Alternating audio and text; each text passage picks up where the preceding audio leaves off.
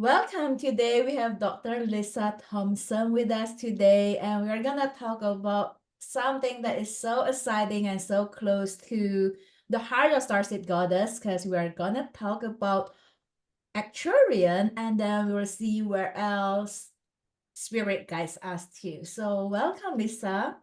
Thank you so much for having me here. Very excited to have the conversation. Me too. So I understand that you are an Arcturian Starseed, and I would love to know, like, can you share with us how do you first realize that you are a current starseed, and how do you start working with them? Yeah. So I've had an interesting life experience throughout my entire life. So I've actually been an experiencer contactee throughout my childhood and my adulthood. And so I've more than just Arcturians. I work with a lot of different groups, but I will share that Arcturian story because that's who wanted to channel through me first. But my first conscious memory of actually being taken onto a craft was when I was 15 years old. And Mm-hmm. that group was not a group that's known to Earth. There are very few Earth people that interact with this group. They're not part of any of the Galactic Federations or anything like that.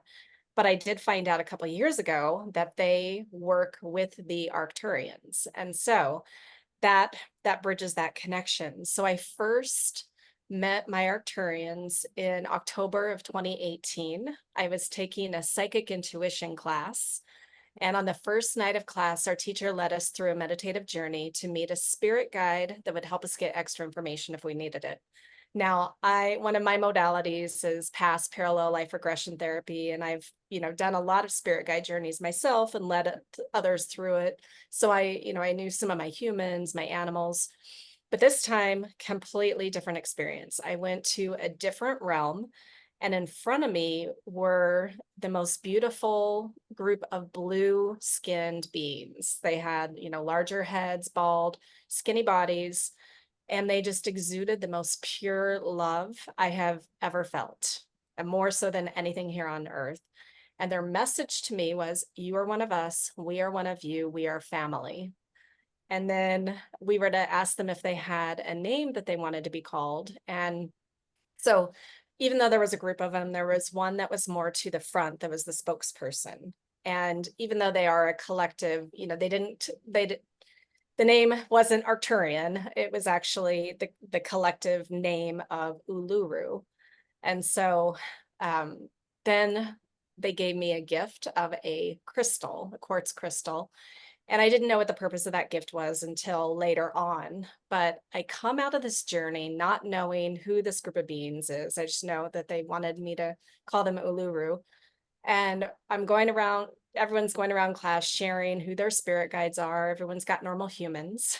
And here I'm talking about the blue-skinned beings. And there was a lady in class. I love synchronicity, but there was a lady in class who knew some of the different ET races and what they look like. And so based on my description, she's like, it sounds like either the blue avians or the Arcturians. So I had to go home and Google what those were, because even though I had had ET experiences my whole life, I hadn't gone down that rabbit hole of the races yet. And so when I Googled what they look like, when I saw what the Arcturians, how they're depicted, it's exactly what I saw in this journey. So that validated it for me that that was real. And so then over the last several years, I've developed that connection with them stronger. And now what I fully understand is that one that was to the front, that was the spokesperson, is actually me as my Arcturian self. So I was essentially looking at myself. And so when I'm channeling them now, because the channeling, it didn't start until 2022. But what I realized was like, okay, there's nothing scary about this. I am just simply channeling another aspect of myself. And then that actually opened the door where beginning of 2023, they were like, okay, now it's time to bring in some of your other groups that you are. And so they had me write down 12 additional names. And so over a period of several months, I brought forth messages from 13 total different galactic races. Mm-hmm. And I know there's going to be more and more coming and deeper with each group, but I never thought that I would be channeling. I did grow up in a spiritual school of enlightenment that was taught by a channel descended master. So Mm. channeling through the 80s and 90s was part of my life experience. But at that time, even though I love the messages, it was still weird. And I wanted to Yeah. fit in and be normal. And I had normal mainstream careers. So it took until I moved here to Hawaii 3.5 years ago for me to fully step into who and what I am. So that's just a little bit of my journey.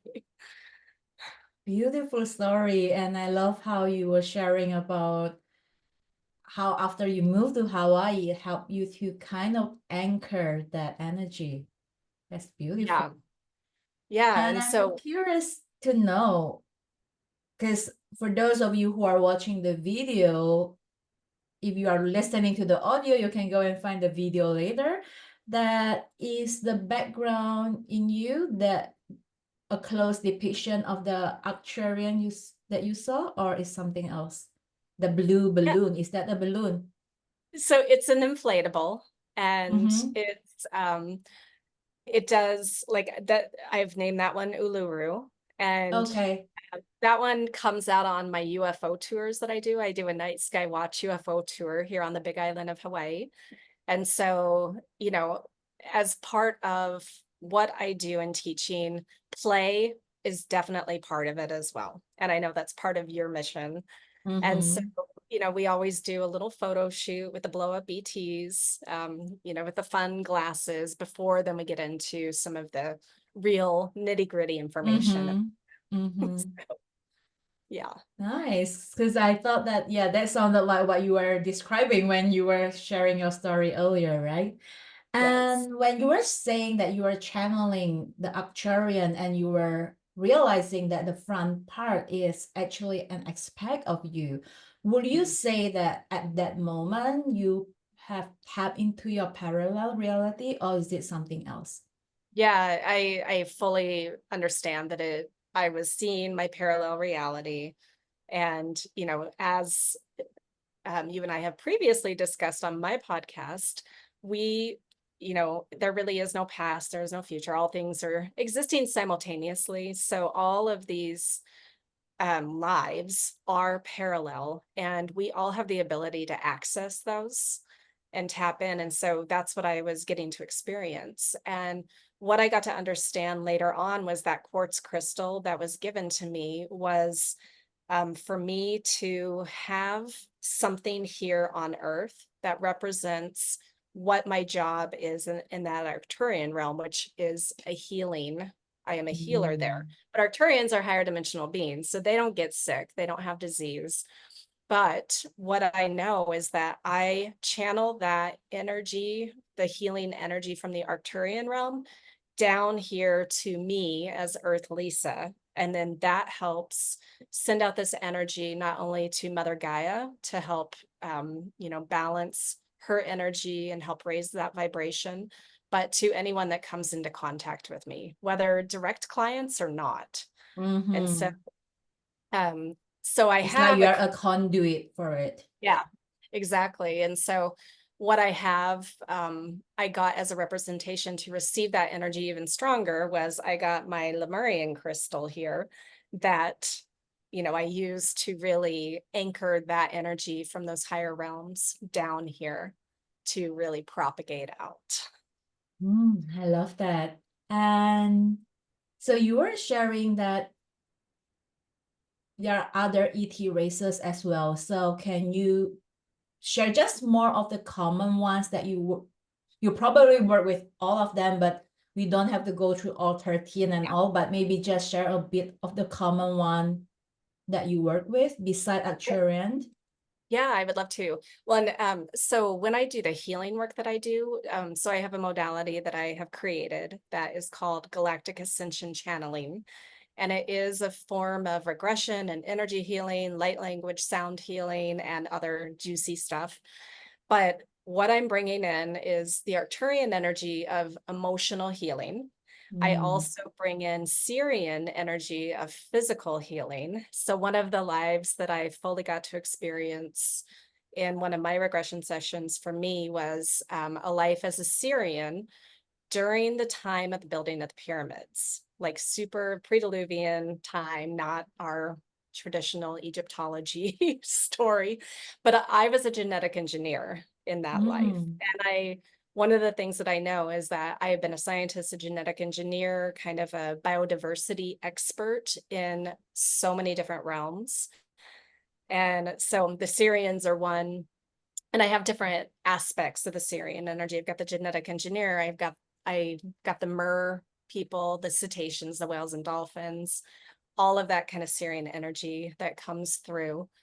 And then the other part of my specific healing modality, I bring in the mantis energy. And I know some people are like, oh, the mantis, they're, kind of scary looking, or they might have some different ideas about them, but they are master healers, master geneticists. Mm-hmm. And I love their energy. Like it's incredible. So those are, at least for that healing modality that I do, the three primary ones that their energy comes through me. But then, I do live here in Hawaii and I do have Pleiadian connection like you do. Mm-hmm. I also very much have the Lyran energy, the cats, and so many others. But Yeah.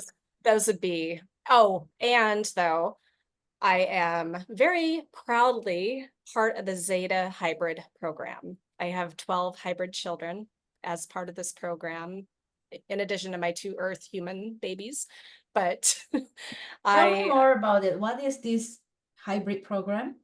Okay, so the Zeta Reticuli are a very specific group of gray ETs. There are all different Mm-hmm. kinds of gray ETs, so a lot of people just lump them in one category, but they come from all different star systems. So the Zetas, their particular thing was that back a long time ago, even though there is no past, so in some parallel reality, they had bred out all of their emotions. They thought logic was the be all end all. So they slowly bred out the emotions. But what started happening, their brains started getting bigger. They couldn't give live birth because their Mm. bodies, and they also became sterile. So they had to start cloning themselves to reproduce. Now they were actually dying as a race. And so what they realized their mistake. And so they decided to make an agreement, and they chose Earth humans as part of this because we are such a mixing pot, a melting pot of ET races within our human DNA. Yeah. And so we have a beautiful diversity. And we have emotions now, kind of extreme emotions, but so there are some of us Earth humans that have a soul level agreement to be part of this Zeta human hybrid program. And so, we have willingly said, okay, take my eggs, take my sperm. But what they're Mm-hmm. doing is they are taking the best parts of the Zeta DNA, the best parts of the human DNA, and creating a spiritually advanced race of these hybrid beings that they can reincarnate into, we can reincarnate into, and that hopefully one day we'll be able to live here on Earth among us in a peaceful way. So not all humans are part of it. No, no, but anyone who has experienced that kind of thing, and there's a lot of fear around it. People, Yeah. they feel violated if they don't understand that they signed up Mm-hmm. for it at a soul level agreement. But I have a life as a Zeta, and I know I would have said, yes, I'll volunteer to come human and be part of this program. Sign me up. And so, Mm-hmm. yeah. And so Now that's one that makes thing that, it clear. Mm-hmm. yeah, one thing that I'm really here to do is to really change that fear-based narrative of our understanding of ETs and why they're Yeah. here, what they're doing with us, because there's so much, negative stuff out there with the media, Hollywood, our government, governments around the world. I'm just about to say that, like, I was just watching a show the other day, and so they were just talking, like, so the alien were like, the human were calling them alien, right? But then the alien is like, but you guys are alien to us. I mean, it makes sense because, like, alien just means something foreign that you don't know, but just because you don't know, it doesn't make it bad. It's just because you don't know. So Right. once you get to know it, like you said, you know, as you were here to mission to share more, especially, and I'm really grateful that you share all the information about the gray, because I know that the gray is one of the one that people tend to freak out the most. I They do. remember one of my students was sharing about, like, one of her experience, not with me, when she was doing some work with some other people, and she saw the gray and she just freaked out. And I could imagine that it was scary because she didn't know what she did back then. And I'm glad you clarified that not everyone, okay, so not every human necessary is part of the hybrid, but if they were, it is on a soul agreement level, Yeah. right? So that Yes. really clears up that part of where it felt, because a lot of the story, even when I heard, even among spiritual people, it sounded to me that they are here just to take. So I'm not sure if it is with consensus. It felt like they are here to invade us, quote unquote, right? And then take something out of us and then, you know, do something about it. Yeah. Well, that I would love to speak to that because, you know, Yeah. when we come to Earth, we go through the tunnel of forgetfulness, right? Yeah. The majority of people, probably 99% of the population, is born not remembering where they come from, who they really are, you know, that we are all connected, we're all part of source.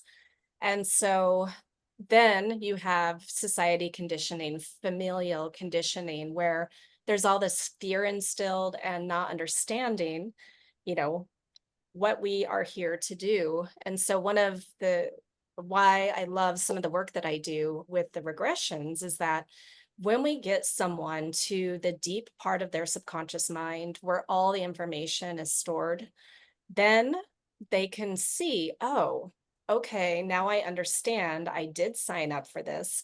Nothing is done to us against our free will, nothing. So even if we have negative experiences, we signed up for that because we came here to learn, grow, and evolve. And that's fully my understanding. And I've had some really, really tough experiences in this life. And I know that I signed up for it all. And I'm actually in a place in my spiritual journey where I can thank those who were the most challenging for playing their roles so well of what they came here to do. And I know that they're, you know, like my first ex-husband, he's part of my soul family, but he was a tyrant, toxic, abusive husband. But now I can thank him and we can have normal conversations 18 years later. And so when we understand things from that higher level and have that different perspective, then there's no more fear because we Yeah. know we have full control over our life. Love that. So, do you find yourself, like, can you share? So, I understand that you work with a few of them, but then you started with the Arcturian. So, let's start with that. So, what are like some of like the common traits of the Arcturian, including their gifts? I know you briefly mentioned, but maybe you can elaborate a bit more of that. And I'm curious to know, to see how that is reflected in your human life, if any. Okay, well, so one of the things that when they started coming through me, so all of these beings are multidimensional and they can reside in different frequencies. And so the Arcturians that I work with are, I don't even know what density they are in. They're non-physical, but they are very high vibrational. And so when they started channeling through me, and their message over the last, you know, 2+ years is pretty consistent in terms of what they want humanity to know, because all of these beings that are coming through me, they really want humans to understand who they are and what their perspective is from a higher reality. And so with the Arcturians, it's really timelines. They want everyone to know that we get to choose what timeline we are a part of. All timelines are existing simultaneously. And so as we're going through what seems like a very dark night of the soul of Mother Gaia with, wars and, Mm-hmm. just arguing on all sides worldwide, so much chaos going on, but that does not have to be the reality that someone experiences, because what they say is, put your focus and your energy and your emotions into what you want to create in your life. Stop watching the news. Don't watch the media. Don't stay out of the polarization going on, because that just creates more polarization in your own life. But when you can come from a state of joy, no matter what your situation, you can find joy in your life, gratitude. So coming from that place, following your passions, people get stuck in mundane reality, right? Mundane jobs. You had a normal job. I had normal jobs. Well, for a while, animals were my passion, and that's what my PhD is in.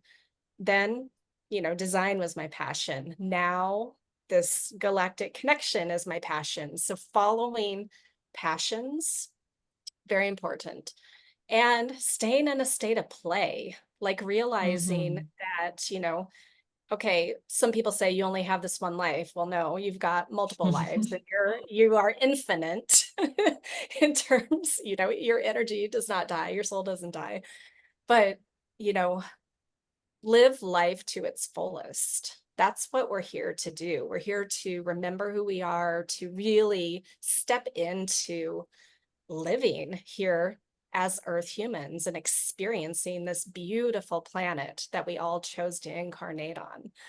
And so the more that one creates this environment, first internal environment, heal the traumas, heal the judgments of yourself, get over any shame, guilt, anything going on like that, really clear out fears, the shadows, because all of those judgments and fears get projected onto other people. And so the more that we can clear ourselves, then we are able to then come from a true place of love for ourselves. And then that love emanates out into our communities and into the entire world. And that is what shifts the reality more to that fifth dimensional, harmonious community, empathic kind of reality Mm-hmm. that some of us are shifting to. Some people are not shifting there, and that's fine. There's no right or wrong timing on this. But, some people say, okay, the timelines are splitting, and they are. And so it's what you focus on and really stay in the energy of that's going to be your reality. And it may be different than your next door neighbor. Yeah, it's amazing how when you encounter the Arcturian and then you have been embodying this message, and it was actually being reflected in your life, like how you learn from this your abusive relationship with your first husband, and then you get to learn how to alchemize those traumas into your gifts and teach it to Yes. people. And then working with timeline, which is one of the main Arcturian gift, let's say. And that's why you are also working with past life, parallel life regression, which is essentially kind of working with timeline in that sense. So it's beautiful to see how when one can awaken to their starseed origin, like you don't necessarily need to know the specific origin, but just by awakening to your starseed self and remembering your gifts in that way, it starts to reflect into your daily life and your work, and really enhances and deepen your journey in that way. So it's It has. beautiful to see how it spans up for you. Well, And and for I me, love can the I act. Yeah, go ahead. I just want to say one thing of like follow I never thought I would live in Hawaii, but Mm-hmm. there a thought came in and I was like, oh, I'd moved to Hawaii, and my husband at the time, he passed away last year, but he was like, I'd moved to Hawaii, and we look at each other and we're like, oh, okay, gonna move to Hawaii. And so, but just taking that leap of faith of not, Mm. you know, we didn't know anyone here, but we're again just following what the next step that was presented, the next passion. And what that did for me was really allow me to let go of the masks, let go of pretending to be normal. And so I could be my full authentic self and really step into my gifts and let those come through me, where I had hid myself most of my life because I did want to be normal and fit in.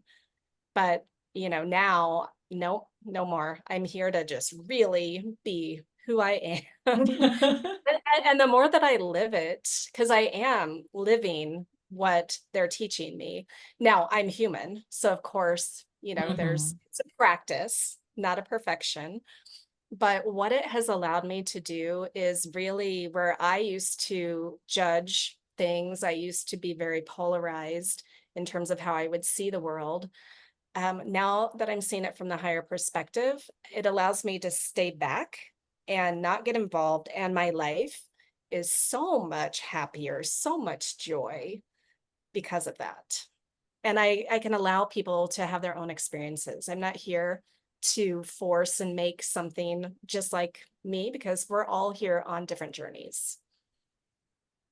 That is essentially, every higher being, they share similar message, but just in different angle, different ways, so that you resonate a little bit different. So from what I'm hearing, it sounded to me is like a returning to oneness and returning to love, which is for me the Palladian message that I've been sharing, which is very consistent as well. I mean, there is like some themes from time to time that is specific, but the big message is, coming back to oneness and love, which is also shifting into the highest timeline of love and light. And speaking of timeline, can you share a little bit more what it means when you are saying that timeline splitting? Because some people might be relatively new to the concept of timeline. Like, what do you mean by timeline? And what is this splitting and shifting? And how it relates to parallel reality? Just a little bit more on that. And how Yeah. your regression help people you through that, Okay. So the way that I like to explain timelines. So all timelines are existing simultaneously. Mm-hmm. So imagine timelines being stacked on top of each other like papers. And so we are continually timeline shifting all day long just by making choices. And every Mm-hmm. choice we make puts us on perhaps a slightly different timeline. Now, we may not experience a major shift because that choice might be very little in terms of the what we experience as our past reality is still the same. But when you learn to play in the quantum realm with these timelines, you can make huge timeline shifts where your entire past has fully changed from what it was in that other timeline. But because it is a part of who you are, you don't remember that the past has changed. So it's Mm-hmm. just a part of you.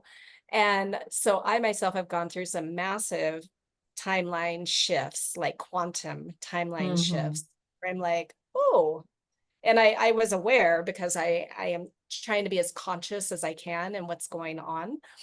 But in terms of the regression work that I do, so when we tap in, and let's say, the way that I work with people is that they come to me when they want to clear blockages or limitations, perhaps stuck trauma, but they also come to me to access their talents, gifts, and abilities because all of that exists in this Mm-hmm. quantum realm. And so when let's say we're clearing a blockage, then there might be a particular life that represents that trauma, the root cause of whatever that blockage is.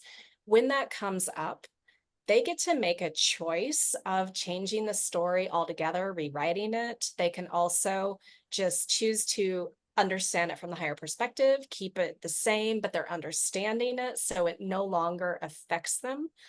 But when they come out of that, then their brain actually starts to rewire to that new reality. And so it's a beautiful gift that we can give ourselves. And you can work with someone like me. You can also learn to really get in deep yourself to experience this.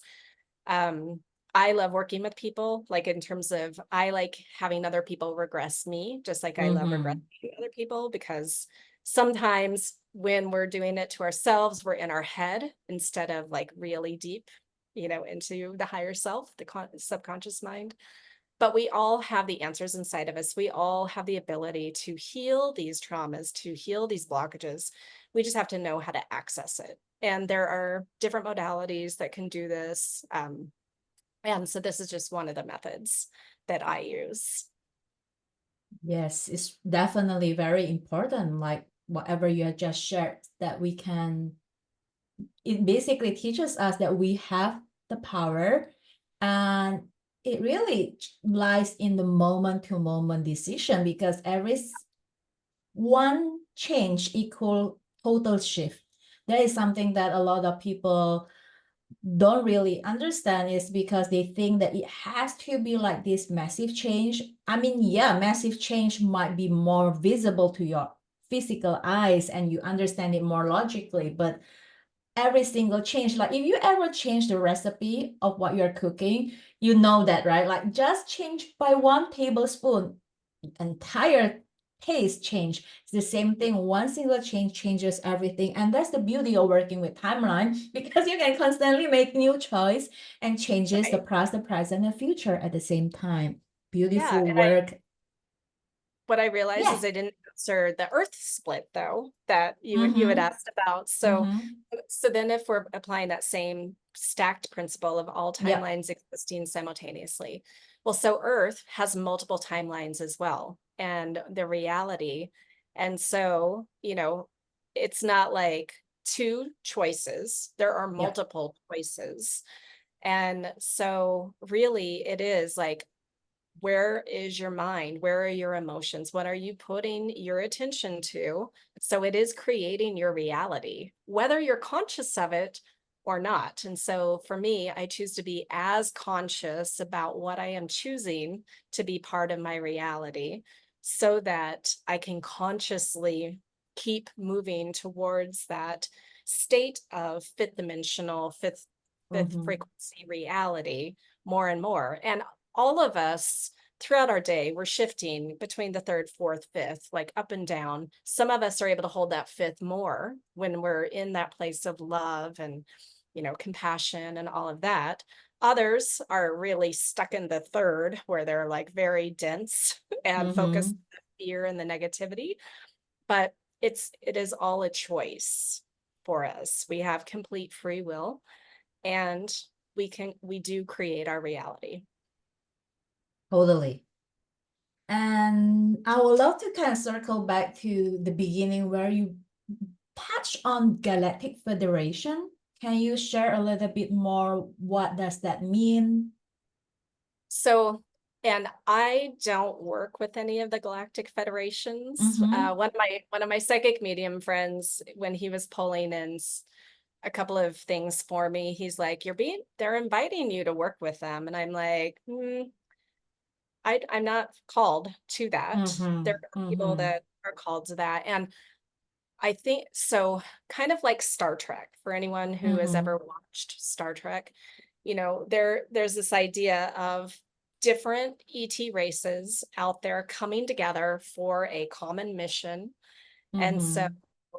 now the Galactic Federations, they can be called different things. And, I don't know what the correct one is. I think there are multiple federations out there, but some of these groups are actually watching over Earth because, number one, some of these ET groups, they're our family. We have up to 22 different ET races in our DNA.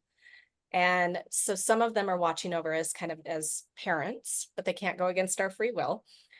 Some of them are just, we're a very interesting species here on planet Earth because of our mixture. And so it's kind of like watching an Earth experiment or a TV show. Mm-hmm. But also, everything that we do here on Earth has a direct ripple effect out into our solar system, into the galaxy, into the universe, through dimensions. And so some of these federations, what they are doing is making sure that we do not destroy ourselves or destroy Earth, because we have, done that in the past. Mm-hmm. And it is time where we are in this really beautiful shift into the Great Awakening. And so really, there are a lot of reasons why they're kind of watching over, but it is a conglomeration of different ET races working together for the greater good of the universe. Is there a more popular, well, popular isn't the right word, more well-known races that are in Galactic Federation that you know of? Well, I mean, from what I understand, the ones that we've talked about, so the Pleiadians, the Mm-hmm. Arcturians, the Zetas might even be a part of that, the Lyrans, the Orions. I mean, yeah, Mm-hmm. so the Sirians. Got So it. I think some yeah, people call it Galactic Council. So I think it's kind of just maybe a bit different name it's to different people.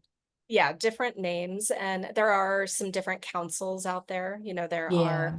specific race councils like the Orion Council or the Arcturian Mm-hmm. councils, and Mm-hmm. I mean, it's just we like to label things as Yeah. humans.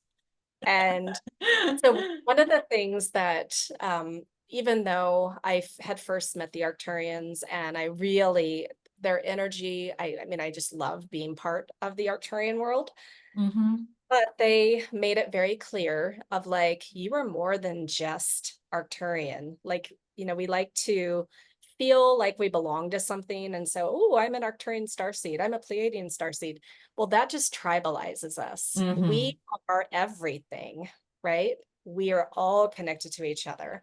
And so that's one thing they really wanted me to actually share with my clients who are, well, what kind am I? Well, you're a lot of them. Which one Mm-hmm. do you resonate with right now most closely, right? Yeah. That's also what I always tell my students. Like, if you don't know where you come from, it's fine. And Yeah. also, Starseed is not a label. I also always say that, which is, I'm glad that you actually mentioned that as well. Can you also kind of elaborate a little bit more on the DNA part where you were sharing, like, we have like 22 kind of different races in our DNA, because that might be like a new concept for people. So for my understanding is basically everything that the scientists call junk DNA is those DNA, but just kind of explain it so people know the implication of it, like what it means and why we need to activate, or do we even need to activate it? Okay. So I love this because we have had different ET visitors visiting Earth throughout Earth's history.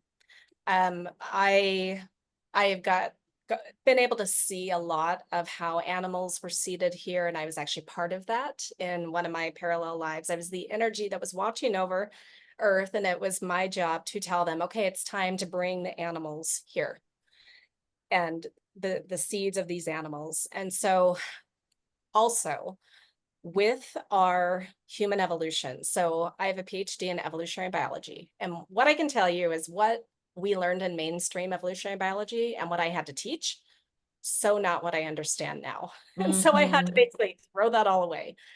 But we have a concept in evolutionary biology known as missing links. And this is true with animals as well as humans, where you will have an almost overnight change in anatomy and physiology from one species to another without a transitional species showing why or like how that species all of a sudden appeared. Like Well, how we so suddenly become Homo sapiens, is that what you meant? yeah, exactly. So we have different places in our Homo history of Mm-hmm. different Homo groups where all like really overnight there was a huge shift Yep. in terms of the anatomy and physiology. And so we have several places where we have these missing links in our human evolution. And so it's my understanding that that is actually where some of these different ET groups came.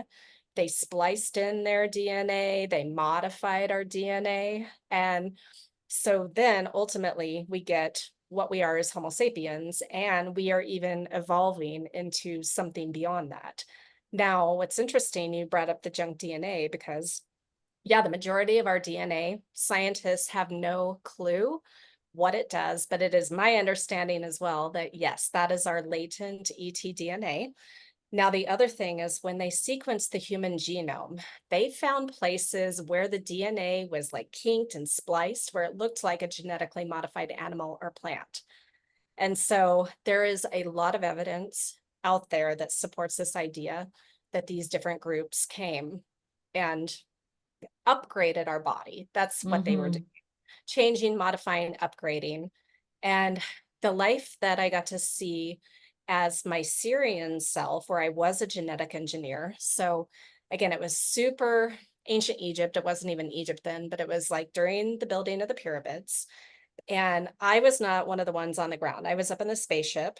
My job with my counterparts, we were sending down sound frequency energy from the spacecraft to upgrade the human DNA, to modify it so that these humans could run more energy. Because as we are evolving and shifting to that fifth dimensional vibration, we have to be able to run more energy through our bodies. We have to expand our consciousness. So that's what we were doing. Now, there were other Syrians of us with boots on the ground that were teaching those humans that we were upgrading things like medicine, agriculture, astronomy, but they were also then teaching them how to do the sound thought levitation of these megalithic stones to put them into place, to build these massive temples and these massive pyramids and all of that. And so now what's interesting is that those we had a test group going on where on Earth we were directly teaching the humans this technology. Now we had another planet where we were there upgrading the body, but we were leaving them alone. We weren't teaching them. They didn't know what was going on. And here on Earth, it ended up not being a good experiment. That ended up creating technology, like the Atlantean kind of technology that destroyed that civilization.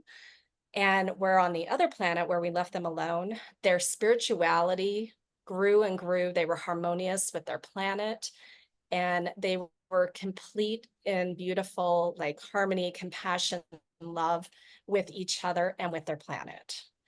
So that was a very interesting thing to witness. So that's just a little bit of, yeah, this ET DNA. And your question of, is there anything that we have to do to activate it? Well, the more that we are ourselves in a higher vibration of reality, our DNA is naturally getting activated. The more that we know that we are more than just, here to be human and work the 9-to-5 job and all of that, that we are doing the spiritual healing, peeling away the layers of the trauma, the blockages, then that really opens up all of our clairabilities and our telepathy, our ability to biolocate, all of that, which is a natural part of what we have inside of our DNA. Yeah, as you said, it's all happening simultaneously right here, right now, and it's up to us to see it or not, right? So that's where the consciousness come in. The more we are conscious, the more then we can access those information and the wisdom that lies within our DNA, whether it is our gifts or anything like that. What a beautiful sharing of wisdom and conversation. And I really love how you bring in your personal sharing from all your regression. It's so beautiful to know that, like hear all these stories that like, oh, this is what they do and things like that. And I'm pretty sure this really open up the eyes of a lot of our listeners and confirm some stuff that they might have been questioning and answering their question. So really appreciate you being here. And just before we start to kind of wrap up, I just want to invite you to share probably, like, is there anything else you want to add or share in addition to what we already discussed? And maybe share a little bit more on where people can find you and your work as well. Okay, yeah. Um, again, wherever you are across the world, we all came to have our own personal soul journeys. And we often want to judge what other people think, what they do. Oh, that's not right, because that's not what I believe or what I think. But the way that the Arcturians gave me this image of a disco ball. And each one of us is one of those tiny little fragment mirrors on the disco ball. And we are all part of that disco ball. But when the light is shining to hit the mirror, it's reflecting off, and we then feel like we're separate from this disco ball. And those of us who are closer on the disco ball together, we might have a similar perspective because we're looking out the same kind of window. Those on the opposite side of the disco ball have a completely different reality, and all of it is correct. So the more that we can understand that we are not these fractals, we are all one, we are all connected, and there is no right or wrong. In these higher dimensional realities, there is no right or wrong. There's no more polarization, no more judgment. So the more that we can really understand that and get over the judgment, again, of ourselves, but then of other people and what they're doing, then we really are shifting to that fifth dimensional vibration of reality. And we can then truly love others because we love ourselves deeply. And love is the universal law, the universal language. And so that's always what all of the groups share through me. Yeah. And where can people find more about your work? So my website is two different ways to get there: drlisajthompson.com or mysticmanta.com. And then I also have bigislandUFOtours.com. I have my YouTube channel, which is Connection to the Cosmos with Dr. Lisa Thompson. And then I'm on Facebook and Instagram as Dr. Lisa Thompson. Beautiful. I'm going to put all those in the show notes so all of you can go and check out all the beautiful stuff that Lisa does and continue to, bask in all her wisdom and sharing. Thank you so much, Lisa, for being here. It's such an honor for us to have you. It's been an honor to be with you. Thank you. All right, see you.